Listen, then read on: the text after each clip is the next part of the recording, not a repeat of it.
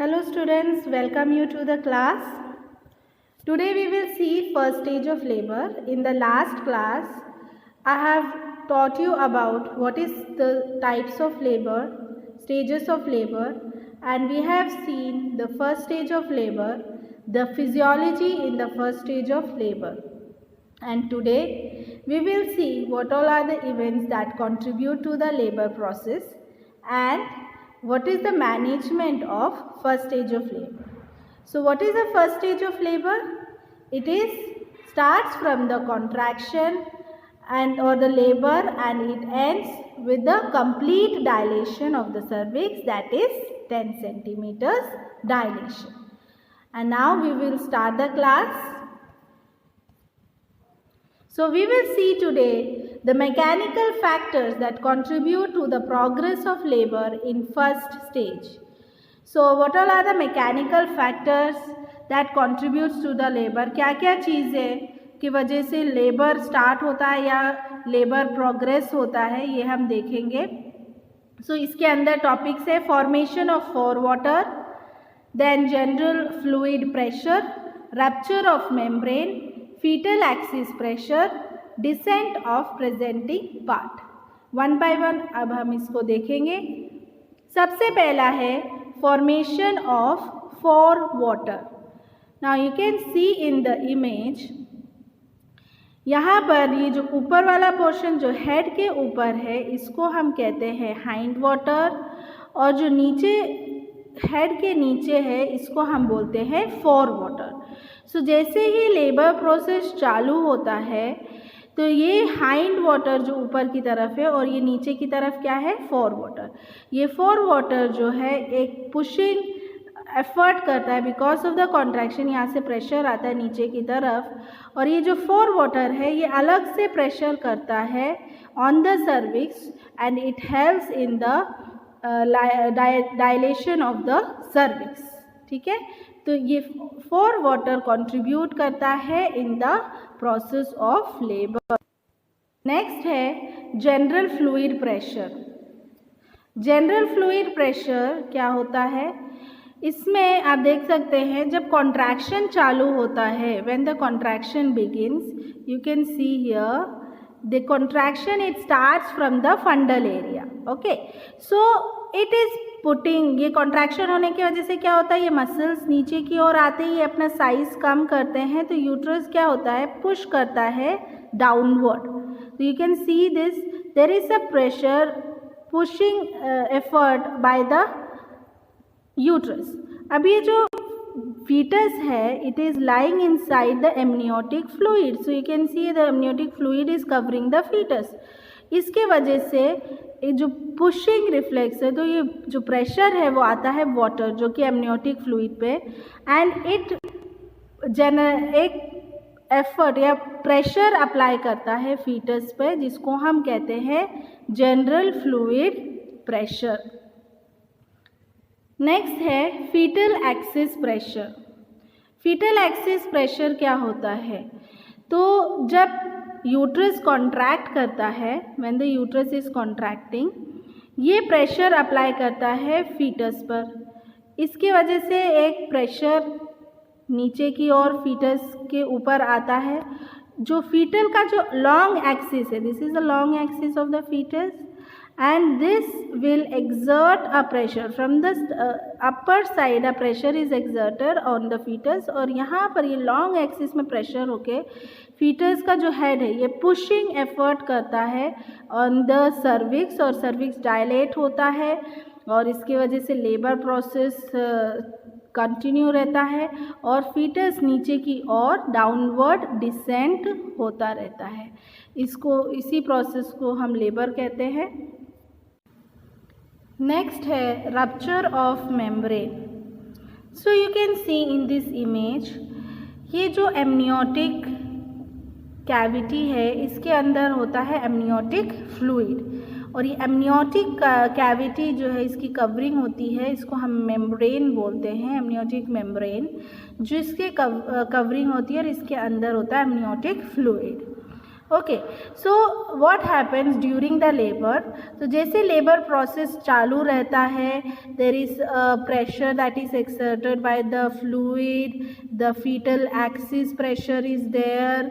Then यहाँ पर नीचे की ओर जो फोर वाटर होता है that is also exerting pressure. तो कंटिन्यूस प्रेशर के वजह से ये जो कैविटी, ये जो मेम्ब्रेन है, ये रप्चर हो जाता है, और रप्चर होने के वजह से जो एमनियोटिक फ्लूइड है ये बाहर की ओर आता है. तो this is also contributing in the process of labour.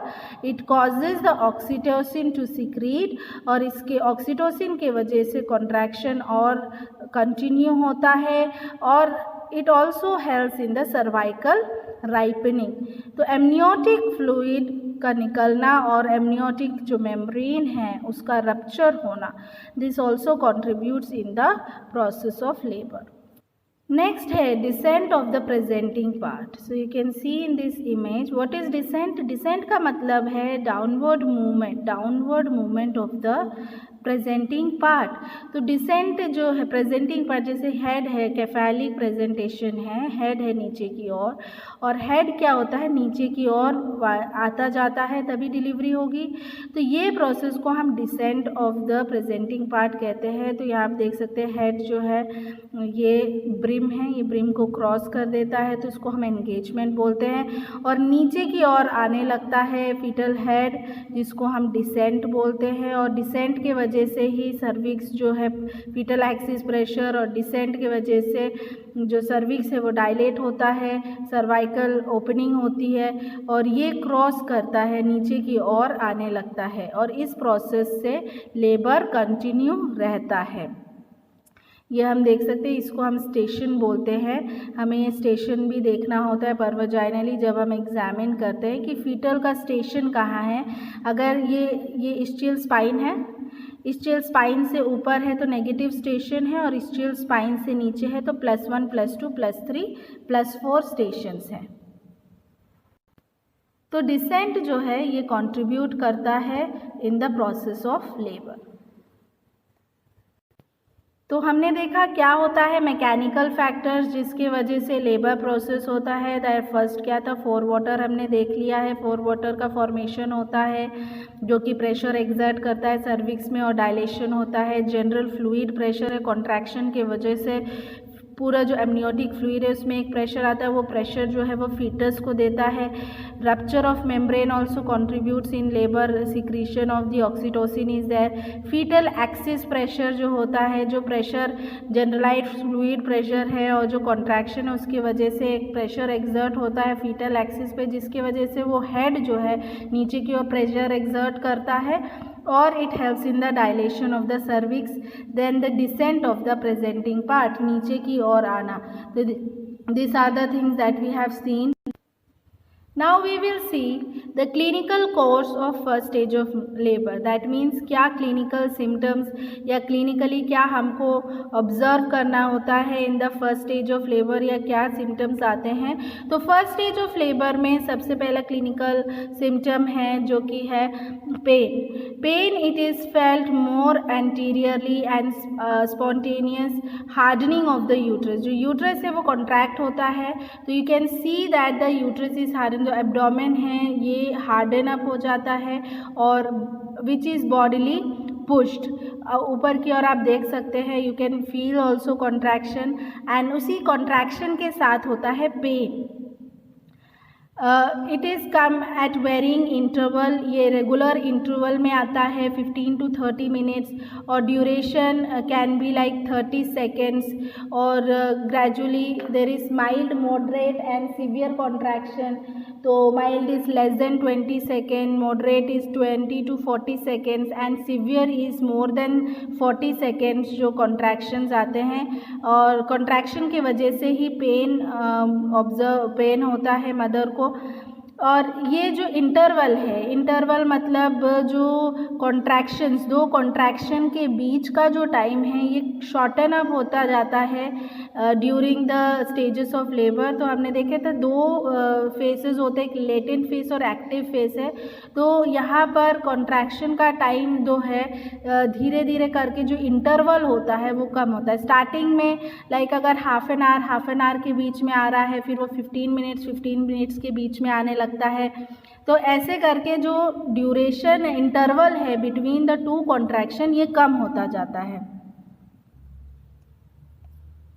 Next जो प्रोसेस होता है वो है डायलेशन एंड एफेसमेंट। इसको भी हमें एग्जामिन करना होता है प्रोग्रेस, टू सी कि लेबर प्रोग्रेस हो रहा है कि नहीं। So progressive anatomical changes in the cervix such as dilation and effacement are inferred through the vaginal examination. Vaginal examination करके हम इसको ऑब्जर्व कर सकते हैं कि कितना डायलेशन हुआ है और कितना एफेसमेंट। एफेसमेंट का मतलब है थिनिंग ऑफ सर्विक्स और डायलेशन का मतलब है ओपनिंग ऑफ सर्विक्स। तो डायलेशन जो होता है इसमें होता है 10 सेंटीमीटर टोटल डायलेशन होता है। इसको हमें एग्जामिन करना होता है परवजाइनली।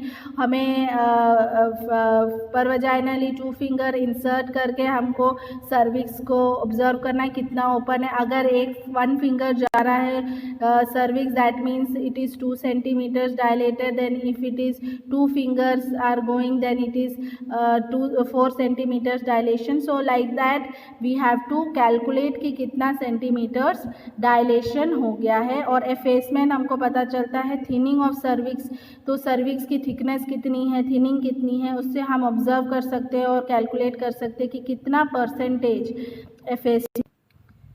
अब हम देखेंगे management of first stage of labour. तो फर्स्ट स्टेज ऑफ लेबर में क्या क्या मैनेजमेंट करना होता है ये हम देखते हैं।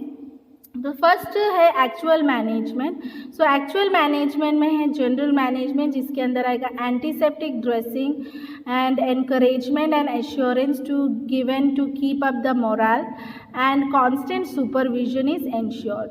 तो जनरल मैनेजमेंट इन जनरल हमको करना है जो ड्रेसिंग, अगर एंटीसेप्टिक ड्रेसिंग करनी हो मदर को हमें इनकरेज करना है, उनको अश्योर करना है, क्योंकि इस टाइम पर जब लेबर चालू होता है पेन होता है, मदर बहुत डिस्ट्रैक्ट होती है, उनको नहीं समझ में आता कैसे क्या करना है।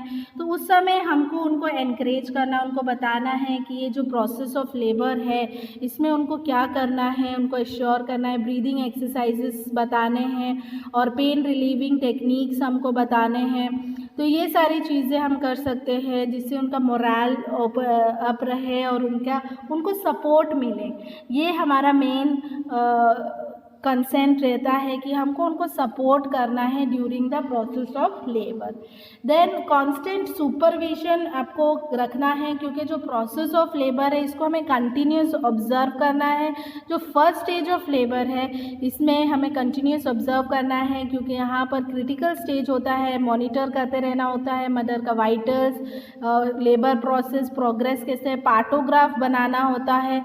ये सारी चीज़ें हमको ऑब्जर्व करते रहनी होती है। तो through out supervision, continuous supervision ज़रूरी होता है। नेक्स्ट मैनेजमेंट में बाउल का मैनेजमेंट है, जिसमें हम एनीमा दे सकते हैं अगर बाउल एम्प्टी नहीं है तो।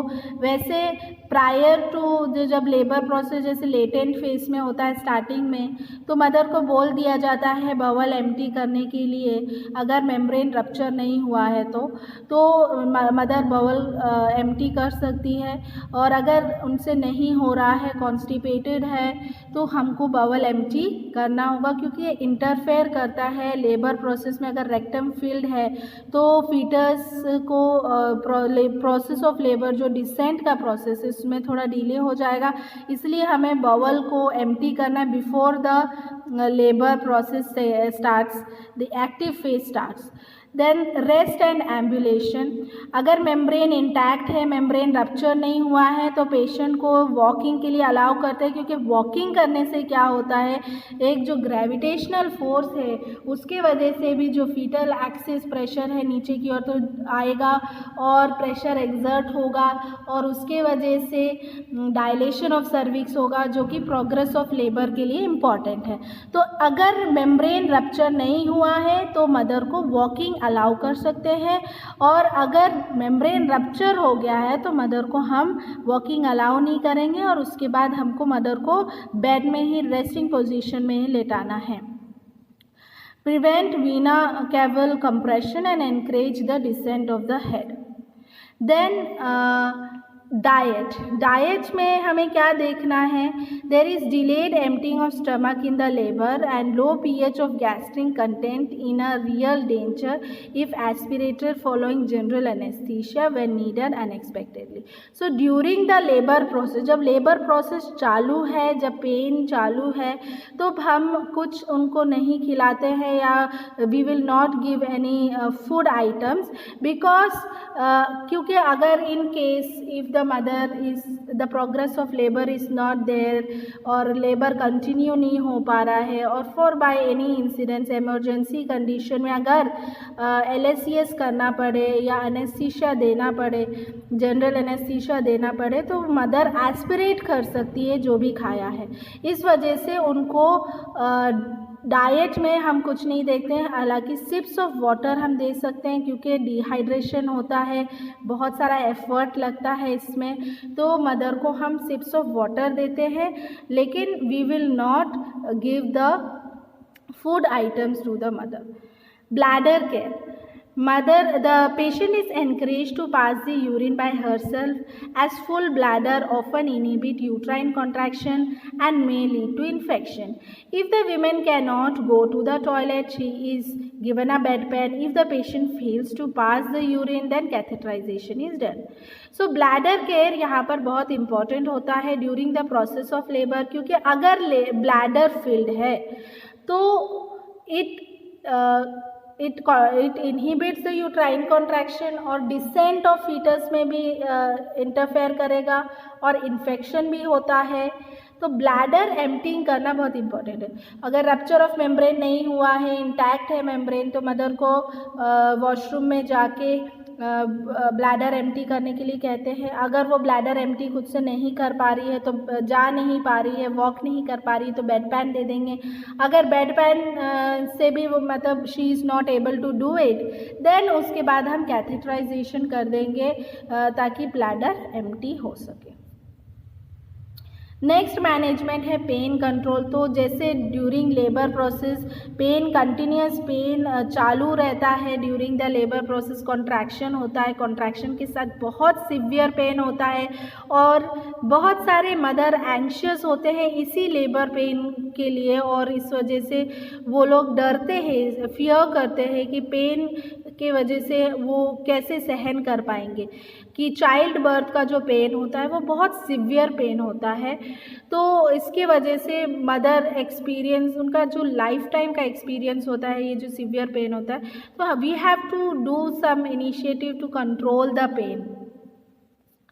So we can give analgesics at the first stage of labor. It can be systemic or local and regional anesthesia. Analgesics can be given. Episiotomy करते हैं तब हम रीजनल एनेस्थीसिया देते हैं, लोकल एनेस्थीसिया देते हैं, और एपिड्यूरल एनेस्थीसिया भी होता है। सिस्टमिक में intravenous IM intramuscular inhalation route में दिया जा सकता है, ओपोइड लाइक मॉर्फिन ज़्यादा प्रिफर नहीं करते हैं। रीजनल में एपिड्यूरल एनेस्थीसिया दे सकते हैं। एपिड्यूरल एनेस्थीसिया से जो है रीजनल एरिया में जो लेबर पेन है वो रिलीव हो जाता है, पेन नहीं होता है, कॉन्ट्रैक्शन कंटिन्यू रहता है लेकिन पेन ऑब्जर्व नहीं होता है, कॉन्ट्रैक्शन रहता है। देन क्या क्या चीज़ें हमें मॉनिटर करनी होती है ड्यूरिंग लेबर टाइम या लेबर प्रोसेस में, तो हमें देखना है fetal heart rate, uterine contraction, vaginal examination और पार्टोग्राफ। तो पार्टोग्राफ एक ग्राफिकल रिप्रेजेंटेशन है जो कि प्रोसेस ऑफ लेबर को हम कंटिन्यू ऑब्जर्व करते हैं इन द पार्टोग्राफ। और पार्टोग्राफ को मैं अलग से आपको अच्छे से एक्सप्लेन करूँगी कि क्या होता है। तो ये चीज़ें हमको मॉनिटर करनी है कि क्या फीटल हार्ट रेट कितना है, नॉर्मली चल रहा है। फीटल हार्ट रेट जो है 120 to 140 होता है। फीटल हार्ट रेट कम या बहुत ज़्यादा नहीं होना है। यूट्राइन कॉन्ट्रैक्शन कम हो रहा है तो भी हम इंडिकेट कर सकते हैं कि फीटल कॉम्प्रोमाइज़ है। यूट्राइन कॉन्ट्रैक्शन कैसा चल रहा है। प्रोग्रेस ऑफ लेबर, जैसे हमने देखा जो लेबर है वो 2 फेसेस में डिवाइडेड है, लेटेंट फेस और एक्टिव फेस। तो लेटेंट फेस में the contraction is mild, and later on in the active phase it is moderate to severe। तो ये हमको ये ऑब्जर्व करना है कि माइल्ड कॉन्ट्रैक्शंस आ रहे हैं, सीवियर कॉन्ट्रैक्शंस आ रहे हैं, और एक्टिव फेस आया है। डायलेशन, वजाइनल एग्जामिनेशन करना है, सर्वाइकल एफेसमेंट कितना हुआ है और सर्वाइकल डायलेशन कितना हुआ है। तो आफ्टर 3 सेंटीमीटर, जब लेटेंट फेस कंप्लीट हो जाता है जो कि है 3 सेंटीमीटर्स डायलेशन, उसके बाद एक्टिव फेस चालू होता है। तो एक्टिव फेस में ही हम पार्टोग्राफ बनाते हैं। तो यहाँ पर हम ऑब्जर्व करते हैं कि हर आवर में, in every hour there should be 1 centimetre dilation, increase in the 1 centimetre. Like 4 centimetres है तो नेक्स्ट आवर में 5 to 6 सेंटीमीटर्स हो जाना चाहिए। तो ऐसे करके 1 आवर्स में ये पूरे 10 सेंटीमीटर डायलेशन हो जाता है। तो जो सेकेंड स्टेज ऑफ लेबर वो है एक्टिव फेस ऑफ लेबर जो है वो होता है 2 to 6 आवर्स का। एंड प्राइमी ग्रेविडा में ज़्यादा, प्राइमी पैरा में ज़्यादा रहता है, और मल्टी पैरा में जो ड्यूरेशन है एक्टिव फेस का वो कम रहता है। तो ये हमको मॉनिटर करना है।